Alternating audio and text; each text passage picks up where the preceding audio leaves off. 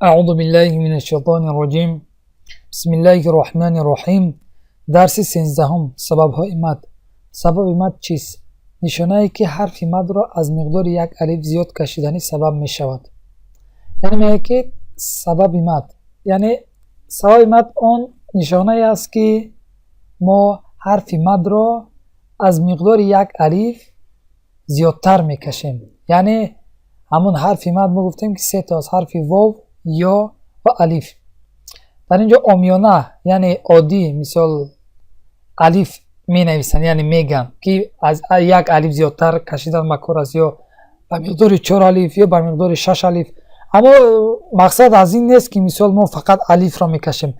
مقصد از این الف همین سه حرف مد از مقصد واو، یا و الف، که مقصد سبب مد وقتی که آمد همین مد را ما حرفش از یک الف یعنی زیادتر میکشیم.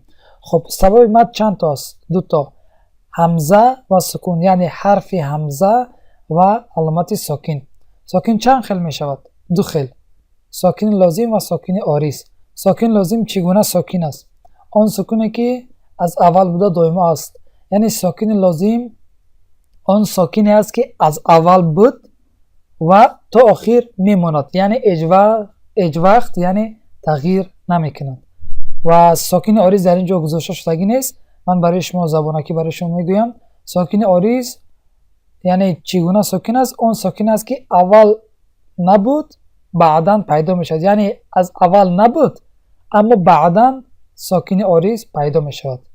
ساکن لازم ساکن است که از اول بود تا آخر می ایستد. ساکن عارض اون ساکن است که اول نبود بعداً پیدا میشود.